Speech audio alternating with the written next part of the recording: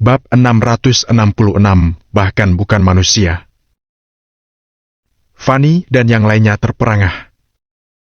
Saat itu, tatapan Sean sedingin es, menunjukkan rasa kemarahannya yang luar biasa. Seluruh tubuhnya tampak memancarkan niat ingin membunuh. Hal itu membuat semua orang merasa takut, terutama karena dia adalah jenderal terhebat di Angkatan Darat, yang telah membunuh begitu banyak musuh, dan yang tangannya bertanggung jawab atas begitu banyak pertumpahan darah. Sulit untuk tidak terpengaruh olehnya ketika dia memancarkan aura yang begitu kuat. Sean, apa yang akan kamu lakukan? Fanny pun berteriak. Dia melebarkan matanya dan menunjuk pria itu dengan jarinya. Susan juga sangat marah. Dia tidak pernah menyangka bahwa Sean, seonggok sampah itu, benar-benar berani menerobos masuk ke rumah mereka. Dia telah menggunakan mobilnya untuk menabrak gerbang utama rumah mewah mereka. Apakah dia tidak takut hukum? Sean sedikit mendongak menatap ibu anak itu. Susan getir, kejam, dan penuh dengan penghinaan. Di sisi lain, Fanny selalu tampil elegan, wajahnya selalu sempurna dengan make-up. Dari segi penampilan saja, Fanny memang menarik. Meskipun dia tidak bisa dibandingkan dengan Nora, dia tetaplah standar yang sulit untuk dicapai. Namun, terlepas dari betapa cantiknya dia tidak lebih dari ular berbisa di mata Sean. Belum lagi, Tina adalah keponakannya. Bahkan jika dia adalah orang asing, dia tetaplah hanya anak kecil. Bagaimana dia bisa bertahan menanggung hal itu?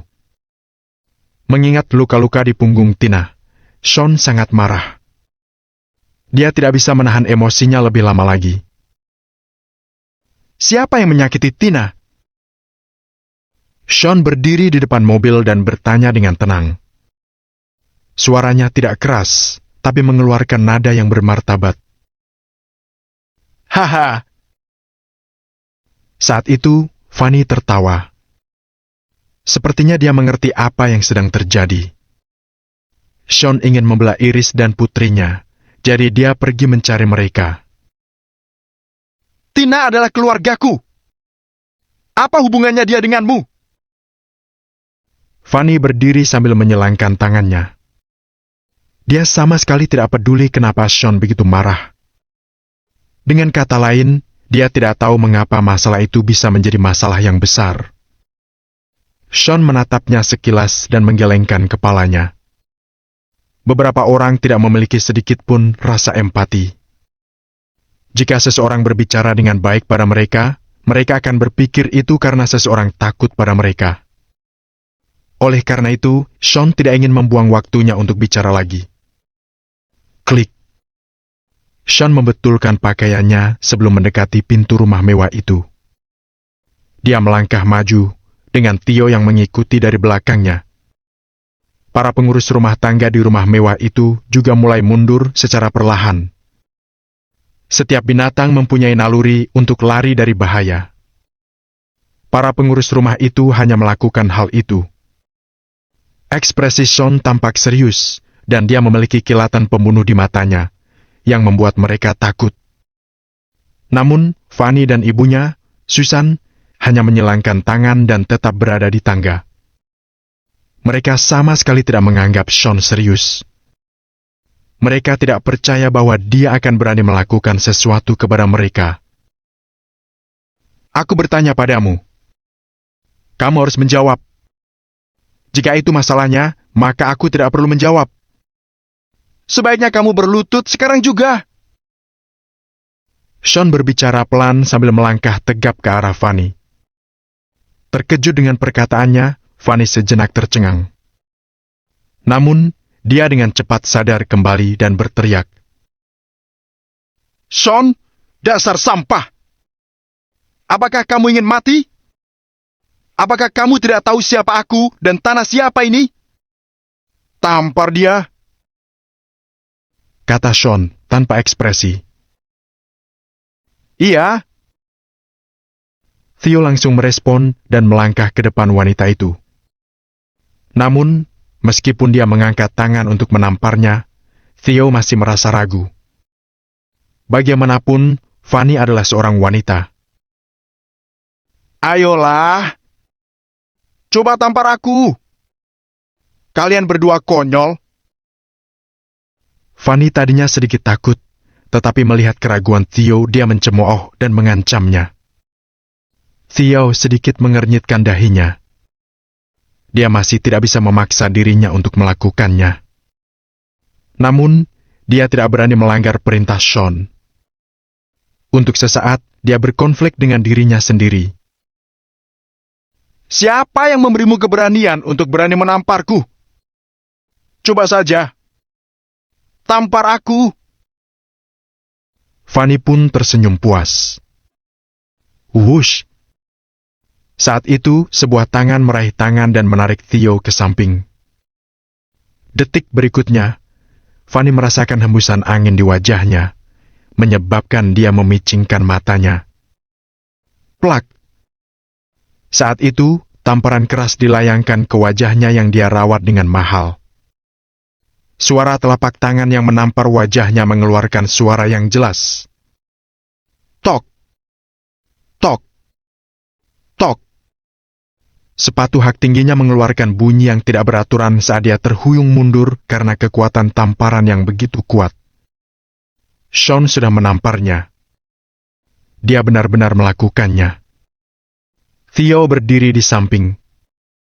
Dia tidak bisa memaksakan dirinya untuk menamparnya langsung seperti Sean. Aku yang akan mencoba kalau begitu. Memangnya kenapa kalau aku menamparmu? Suara Sean tenang dan pelan. Susan sangat tercengang sehingga dia tidak tahu bagaimana harus bereaksi. Sean, yang seonggok sampah, benar-benar berani menampar Fanny? Dia masih tidak percaya. Apa kamu gila? Susan berteriak, matanya terbelalak. Namun, Sean sama sekali tidak memperhatikannya. Dia ingin menyelesaikan satu masalah secepatnya. Sean, kamu bajingan! Beraninya kamu menampar seorang wanita! Kamu seonggok sampah! Kamu pengecut yang menampar seorang wanita! Tegur Fanny dengan gigi terkatup.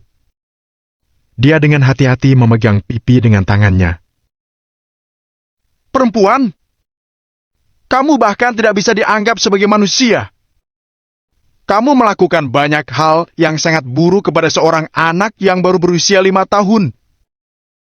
Setelah melakukan tindakan yang mengerikan seperti itu, bagaimana kamu bisa menyebut dirimu manusia? Ekspresi Sean tetap dingin saat bertanya pada perempuan itu dengan nada tenang. Bab 667, tidak layak. Kamu! Jika kamu ingin berkelahi, lakukanlah. Fanny tidak bisa membantahnya. Sebaliknya, dia menyerang arah Sean dengan kuku dan gigi terbuka. Plak! Suara pukulan lainnya bergema. Sean menamparnya lagi, menyebabkan Fanny menutupi wajahnya sekali lagi. Makeup di wajahnya yang awalnya sempurna kini benar-benar hancur. Setelah itu, Fanny menjadi jujur pada dirinya sendiri. Dia tidak berani menyerang Sean lagi. Sebaliknya, dia hanya bisa menatapnya dengan gigi terbuka. Tatapan ganasnya membuatnya terlihat seperti dia ingin mencabik-cabik Sean. Sean, dasar seonggok sampah! Beraninya kamu memukul putriku! Bukankah kamu tahu di mana kamu berada sekarang? Apalagi, aku ini masih bibimu! Susan awalnya ingin melawan dia bersama dengan putrinya, tetapi melihat Sean tanpa ampun menampar Fanny 2 kali, dia juga bingung harus berbuat apa. Bibi siapa kamu? Aku sudah memutuskan hubunganku dengan keluarga Perkins, jadi kamu bibi siapa? Sean bertanya sambil mencibir. Sanggahannya membuat Susan terdiam. Dia juga salah satu yang bertanggung jawab untuk mengusir Sean dulu. Sekarang Sean tidak ada hubungannya dengan keluarga Perkins. dia tentu saja juga tidak memiliki hubungan dengan Susan. Di mata Sean, semua orang di keluarga Perkins adalah orang asing. Oleh karena itu, dia tidak akan menunjukkan kebaikan kepada mereka. Jika bukan karena masalah ini, aku tidak akan tertarik untuk datang ke sini. Karena Tina tidak diperlakukan dengan adil, aku datang ke sini untuk meminta penjelasan. Jika kamu tidak bisa memberikan jawaban yang memuaskan, aku akan menggunakan caraku sendiri untuk mencari keadilan atas nama dia. Kata Sean tegas sambil merapikan pakaiannya. Kalau begitu, apa hakmu? Orang luar, haruskah ikut campur dalam urusan keluarga kami? Tina adalah cucuku. Aku neneknya. Belum sempat Susan menyelesaikan kalimatnya, Sean menyela sambil mengerutkan kening. Apa kamu layak menjadi neneknya? Dengan kalimat itu, wajah Susan langsung memerah. Dia dulu juga sudah menganiaya Tina, meskipun tidak begitu parah seperti yang baru saja terjadi. Kemudian, ketika Fanny memukul Tina, Susan mencoba menghentikannya. Namun, dia dengan segera dibujuk oleh Fanny untuk mengubah pikirannya. Hal itu terjadi karena Iris hanyalah menantu bagi keluarga Perkins. Dia tidak punya keluarganya sendiri. Tanpa dukungan keluarga, mereka bisa melakukan apapun yang mereka suka. Mereka tidak pernah menyangka Sean begitu bersungguh-sungguh mencari keadilan untuk Iris dan putrinya. Untuk sesaat, Susan tidak tahu harus berbuat apa. Dia tidak bisa mengalahkannya dalam pertikaian itu. Dia hanya bisa menyelesaikan masalah itu dengan cara lain. Melihat Susan tidak merespon, Sean melihatnya sekilas dari jauh. Sepertinya aku baru saja melihat, tapi apakah ada yang menelpon seseorang tentang ini? Iya. Jangan katakan aku tidak memberi kalian berdua kesempatan. Kalian bisa menelpon siapapun yang kalian inginkan. Hari ini, aku ingin melihat seberapa mampunya keluarga Perkins. Saat Sean berbicara, Theo sudah mengambil kursi untuk diletakkan di belakang Sean. Sean kemudian duduk begitu saja, sama sekali tidak berniat untuk pergi. Hal itu menunjukkan bahwa dia akan melawan keluarga Perkins sampai akhir. Apakah reputasi keluarga Perkins akan lebih kuat dari kekuatan Sean? Hari itu, Sean tetap akan melawan keluarga Perkins di kota Riverfall. Sean, kamu pasti akan menyesali ini. Tidak ada yang berani menamparku sebelumnya. Aku pastikan kamu akan menyesal. Fanny berteriak, menunjuk Sean sambil meletakkan ponselnya. Aku akan menunggu dan melihat bagaimana kamu akan membuatku menyesal. Sean bahkan tidak menatap Fanny. Jika bukan karena Tina, dia bahkan tidak akan mau berinteraksi dengan keluarga Perkins. Namun, karena dia sudah ada di sini, dia mungkin juga mengatasi masalah ini hingga selesai. Dia pasti harus mengambil hak asuh Tina. Jika dia tidak menyelesaikan masalah itu hari ini, Fanny mungkin akan menimbulkan lebih banyak masalah nantinya. Dia akan membiarkan mereka untuk memutuskan sampai mana mereka akan berhenti sesuai dengan yang mereka inginkan. Dengan begitu, masalah ini bisa dihentikan untuk selamanya. Tidak peduli apa yang Fanny miliki, baik itu uang, kekuasaan, atau kekuatan fisik, Sean akan menghadapi mereka semua. Saat itu, Sean sedang duduk di depan pintu utama, tepat di tengah, dan tepat di depannya adalah tangga. Seluruh isi rumah mewah itu hanya diam membisu. Satu-satunya suara yang terdengar adalah Fanny yang tidak henti-hentinya mengirim pesan. Tidak lama kemudian, sekelompok orang bergegas masuk. Dilihat dari pakaian mereka, mereka adalah satpam yang bertugas di daerah tempat Fanny tinggal. Mereka yang paling dekat dengan rumah, jadi tentu saja mereka datang paling cepat. Tim berjumlah 10 orang itu terdiri dari pria besar dan kekar. Sambil memegang tongkat karet hitam, mereka semua tampak mengintimidasi. Melihat mereka sudah sampai, Fanny dan Susan mendapatkan kembali kepercayaan dirinya. Apa yang kamu lakukan? Kenapa kamu menerobos masuk ke rumah warga kami? Salah satu satpam bertanya sambil mengerutkan kening. Siapapun bisa tahu bahwa Sean lah yang memiliki otoritas dalam situasi tersebut. Quentin, kalahkan dia sebelum melakukan hal lain. Dia masuk ke rumah dan memukul warga kita.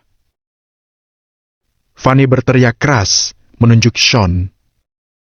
Quentin mengerutkan kening ketika melihat dua satpam yang telah dipukuli Theo.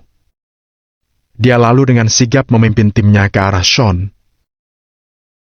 Kamu harus ikut kami. Quentin meminta Sean dingin. Krek! Krek! Theo memutar pergelangan tangannya, menyebabkan persendiannya retak. Kamu pikir kamu siapa sampai berbicara dengan Tuan Lane seperti itu?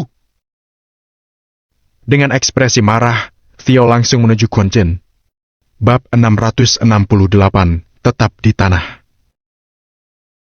Pergilah ke neraka. Sebuah cahaya melintas di mata Quentin saat dia mengangkat tongkat karet hitam di tangannya dan mengayunkannya ke kepala Theo. Wush! Yang mengejutkan Quentin, Theo dengan gesit menghindar dan menyerangnya balik dengan gulat militer. Bruk!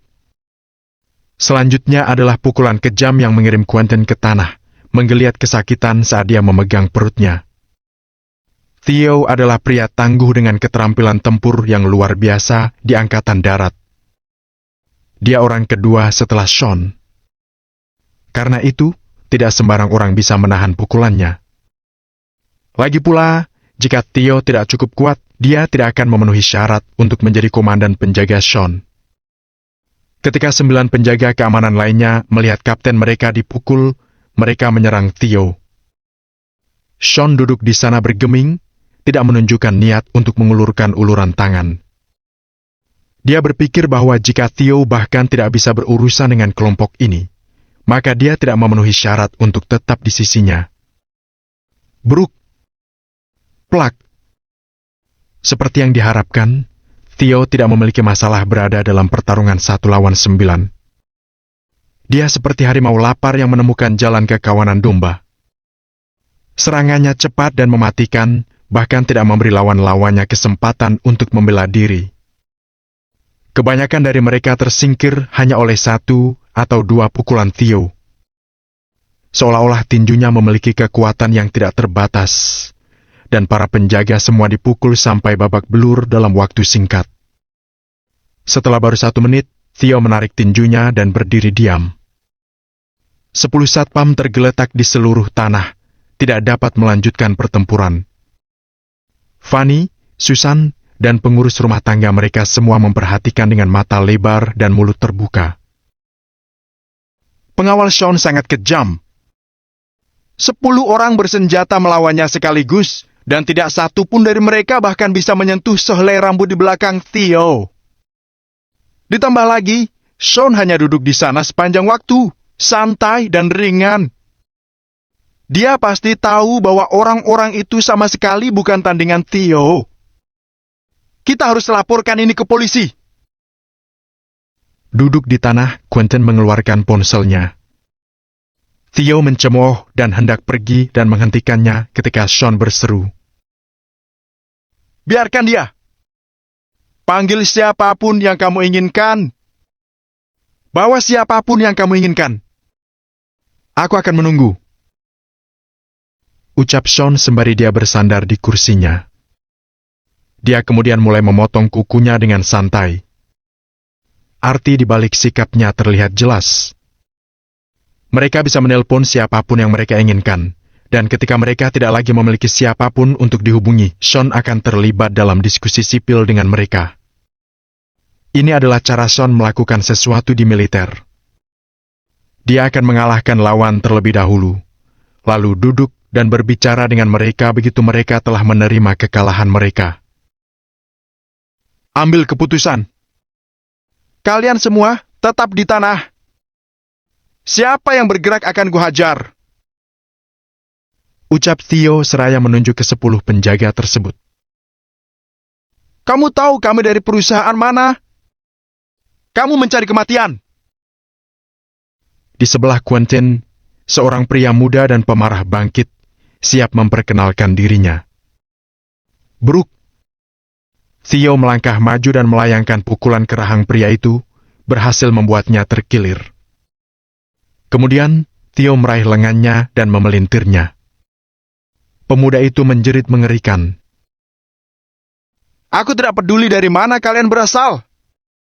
Sekarang, kalian semua akan tetap di tanah, kecuali Tuan Lane mengatakan sebaliknya.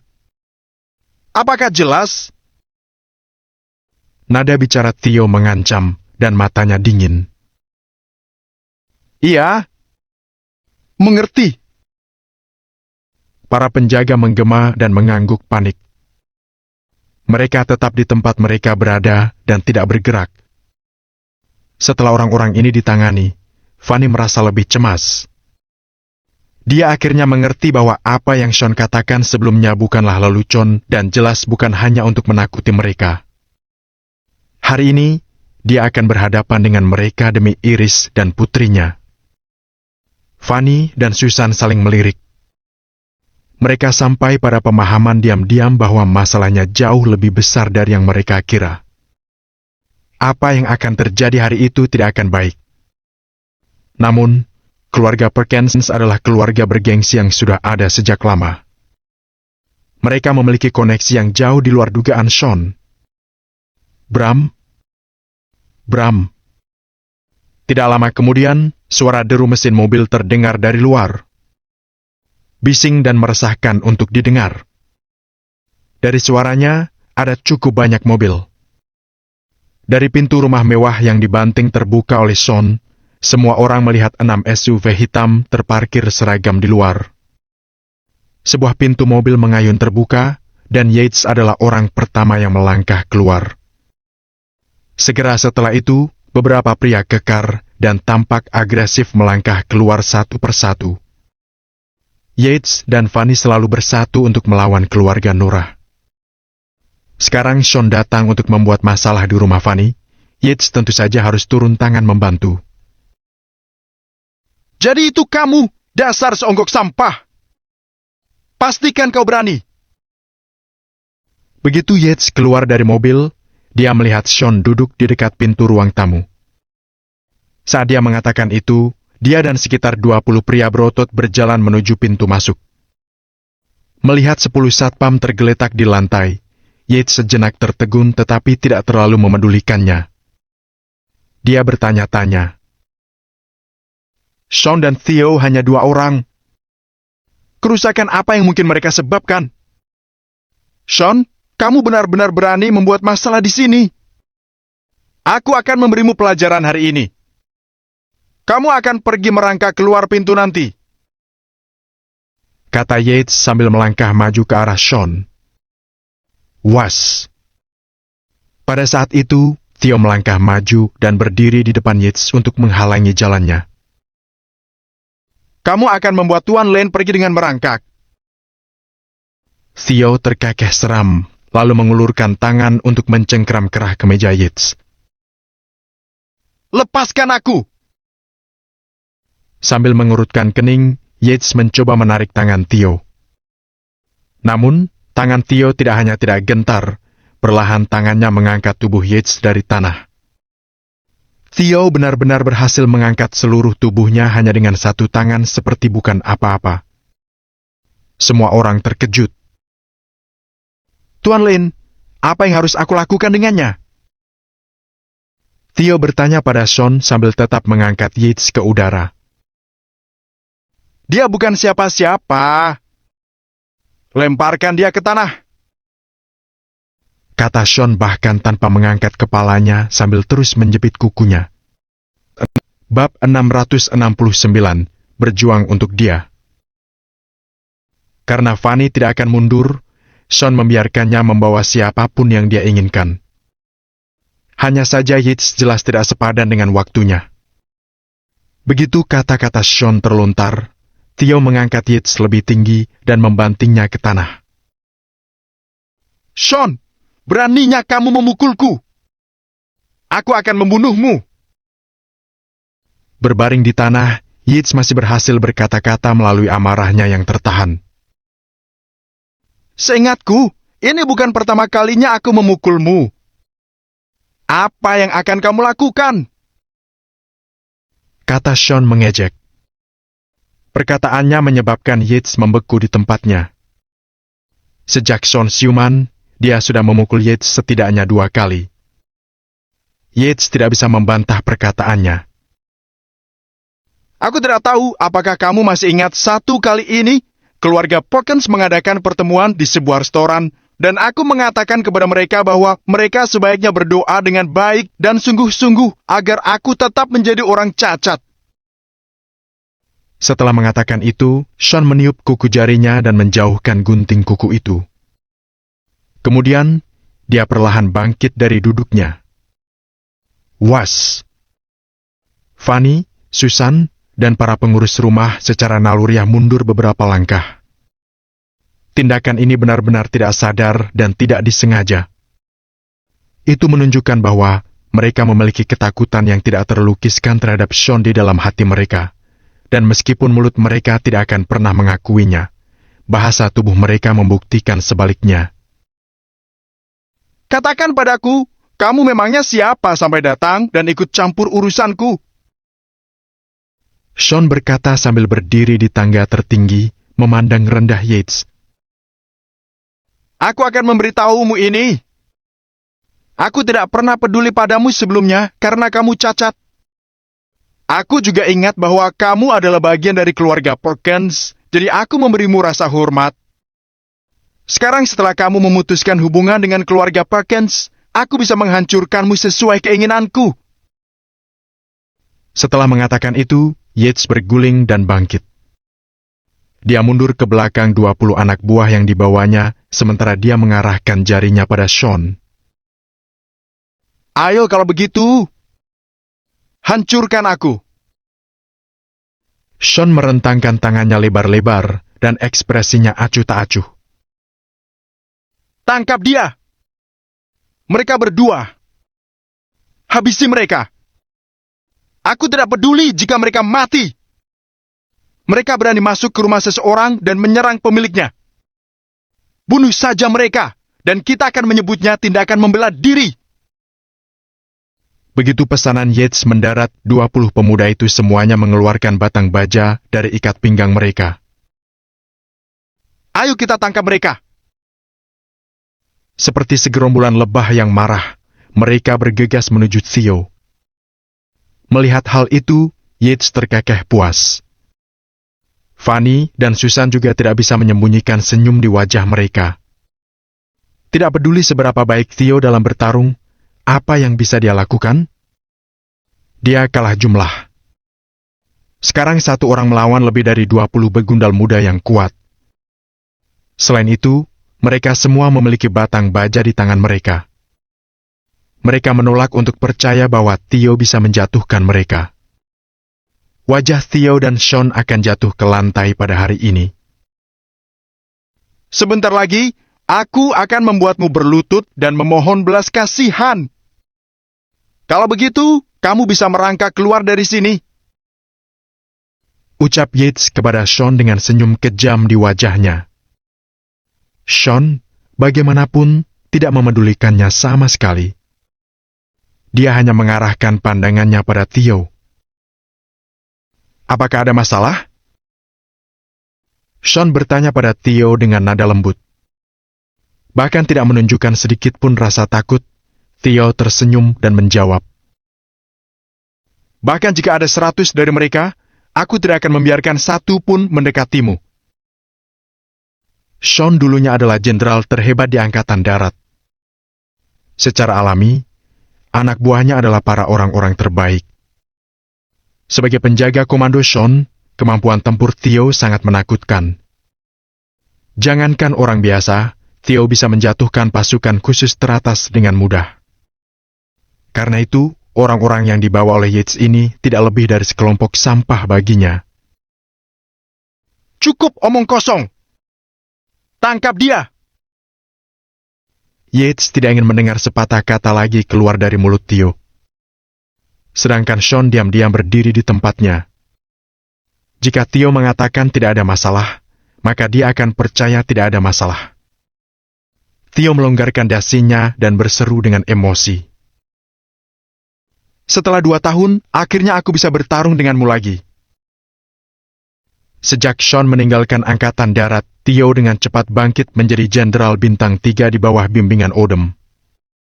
Pada peringkat ini, dia hampir tidak harus menggerakkan jari ketika datang ke banyak hal karena orang-orang di sekitarnya akan mengurusnya. Sean adalah satu-satunya orang yang memenuhi syarat untuk mengubah Theo, seorang Jenderal Bintang 3, menjadi pengawal yang bersedia. Setelah 2 tahun, dia merasa sedikit nostalgia. Tepat saat itu, tubuh Theo meledak dengan aura yang kuat. Matanya yang haus darah itu berkilau dengan cahaya yang megah. Melihat itu, Yates dan anak buahnya sedikit terkejut. Siapa sih pria ini? Dia mengeluarkan aura yang begitu mengesankan sehingga jelas dia bukan orang biasa. Namun, dia begitu rela merendahkan diri untuk menjadi petarung pribadi Sean. Yates bertanya-tanya. Saat dia tenggelam dalam pikirannya, dia melihat Theo tiba-tiba mengulurkan lengannya dan meraih salah satu pergelangan tangan pria itu. Dengan memutar, rasa sakit yang tajam menjalar ke lengan pria itu, menyebabkan dia menjatuhkan senjata di tangannya. Wush! Theo dengan cepat menangkap batang baja tersebut dan mencengkramnya dengan kuat. Ting! Tanpa melihat, dia mengayunkan tongkat ke kiri untuk memblokir serangan yang datang dari hooligan lain. Plak! Tongkat itu menyapu wajah pria itu dengan renyah, dan momentum yang kuat segera membuat pria malang itu terbang. Bab 670, dikalahkan. Sementara tubuh pria itu terbang di udara, mulutnya memuntahkan 2 gigi berdarah. Theo tidak istirahat. Dia menyerang ke arah kerumunan sambil mengayunkan tongkat di tangannya. Bruk! Plak! Pok! Setiap ayunan batang logam mendarat di tubuh pria yang berbeda. Mereka semua dilengkapi dengan senjata yang sama. Namun, di tangan Theo, seolah-olah itu diberikan dengan kekuatan luar biasa yang dapat menyebabkan kerusakan tambahan hanya dengan 1 pukulan. Semua pemuda yang ditabrak olehnya merintih kesakitan dan terus mundur. Beberapa yang terluka lebih parah bahkan menderita patah tulang. Suara serangan kekerasan dan jeritan penderitaan memenuhi udara. Lebih dari 20 orang menyerang, namun tidak satu pun yang berhasil menyentuh Theo. Karena adegan yang kacau, beberapa dari mereka bahkan secara tidak sengaja menabrak rekan mereka sendiri. Kecepatan dan kekuatan Theo jauh di depan mereka. Ini tidak pernah menjadi pertarungan yang adil sejak awal. Dengan Theo berjaga di depan Sean, tidak ada satu orang pun yang bisa mendekati yang terakhir. Theo seorang diri menekan lebih dari 20 pria. Ekspresi Yates, Fanny, dan yang lainnya tadinya menghina sejak awal. Sekarang, mereka semua kaku ketakutan. Rahang mereka tidak bisa menahan diri untuk tidak jatuh, dan mereka sangat tidak percaya. Theo tidak terkalahkan. Jika orang kuat seperti dia hanya bawahan Sean, lalu seberapa kuat Sean? Yates bertanya-tanya sambil berdiri di sana dengan mata melotot, menatap Sean ngeri. Dia tidak dapat memahami bahwa pria ini, yang dulunya si cacat, bisa begitu kuat. Bruk! Theo sekali lagi melancarkan serangan dan mengalahkan anak muda lainnya. Pada saat itu, sudah ada lebih dari 10 dari mereka yang tersebar di tanah. Orang-orang yang tersisa terus mundur ke belakang. Pada akhirnya, mereka membuang tongkat mereka dan bergegas pergi. Mesin mobil menderu. Beberapa pria itu pergi dan tidak pernah berbalik. Apakah itu? Aku hampir tidak berkeringat. Theo memutar bahunya. Retakan dan letupan persendiannya bisa terdengar. Yates menelan ludah. Dia kehilangan kata-kata. Pok! Pok! Sean perlahan menuruni tangga dan berdiri di depan Yates. Pada saat itu, yang terakhir merasakan dorongan tiba-tiba untuk berbalik dan melarikan diri. Namun, saat dia menghadapi tatapan tajam Sean yang mengancam, seolah-olah seseorang membaca mantra padanya, membuatnya tidak bisa bergerak. Terlebih lagi, kakinya menjadi lunak dan gemetar tidak terkendali. Sekarang, katakan padaku, kenapa kamu ikut campur urusanku? Siapa kamu menghentikanku memukul targetku? Mata Sean tertuju pada Yates saat dia bicara dengan nada tegas. Dia berniat membuat Yates mengalah padanya. Kamu bisa pergi ke depan dan memanggil lebih banyak orang. Aku punya banyak waktu hari ini. Meskipun Sean sejajar dengan Yates, tapi rasanya Sean seolah merendahkannya. Sean, jangan terlalu sombong. Yates menggertakkan gigi, ingin mengutuk pria di depannya. Plak. Namun, Sean tidak memberinya kesempatan. Dia menampar wajah Yates. Dampak tamparan itu begitu keras hingga Yates menelan kata-katanya yang tidak terucapkan dan tidak mampu menahan pukulan itu. Tubuhnya jatuh ke belakang. Was! Tanpa diduga, Sean mengulurkan tangan untuk mencengkeram kerahnya, tidak membiarkannya jatuh. Memangnya kenapa kalau aku jadi sombong? Tatapan tajam muncul di mata Sean saat dia mengucapkan kata-kata itu. Baginya, Yates Perkins yang hebat hanyalah semut yang bisa dia tindih di bawah kakinya. Kau! Mata Yates membelalak ketakutan.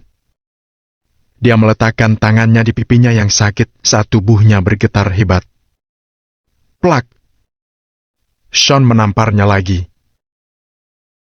Aku merasa tambah sombong hari ini. Apa yang akan kamu lakukan? Ketika aku menunjukkan rasa hormat kepada orang lain, belajarlah untuk menerimanya. Karena kamu tidak menginginkan rasa hormatku, aku tidak akan memberikannya. Tepat setelah dia mengatakan itu, tamparan brutal lainnya mendarat di wajah Yates bahkan sebelum dia sempat merespon. Kali ini, Yates melakukan putaran 360 derajat penuh sebelum dia jatuh ke tanah. Dikalahkan. Mereka semua dikalahkan. Baik itu aura Sean yang mengesankan atau kekuatan pribadinya. Yates tidak berdaya jika menyangkut dirinya. 3 tamparan dari Sean sudah cukup untuk menjatuhkan Yates dan membuat hidungnya berdarah. Sedangkan pria terbaik itu sendiri, Sean kembali duduk di kursi. Keluarga Perkins, kamu harus memahami prinsip-prinsip dasar dan tahu bagaimana menghadapi sesuatu. Tapi dalam 2 tahun terakhir, semua yang kulihat dalam dirimu adalah keegoisan, kemunafikan, dan keserakahan. Aku ingin tahu apakah jiwa Tuan Xavier dapat beristirahat dengan tenang melihat apa yang telah kalian lakukan. Kalian adalah keluarga paling kuat yang memproklamirkan diri di kota Riverfall dengan koneksi tidak terbatas dan kekuatan tidak terbatas. Jangan bilang aku tidak memberimu kesempatan. Aku, Sean Lin, akan menunggu orang-orangmu datang dan menjemputku.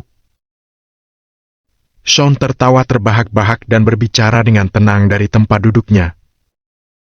Selama ini, Sean tidak pernah benar-benar menganggap hutang ini punya keluarga Perkins. Dia berpikir bahwa setelah dia menyelesaikan masalah dengan keluarga Ethan, dia akan memberi keluarga Perkins kesempatan untuk bangun dengan kenyataan.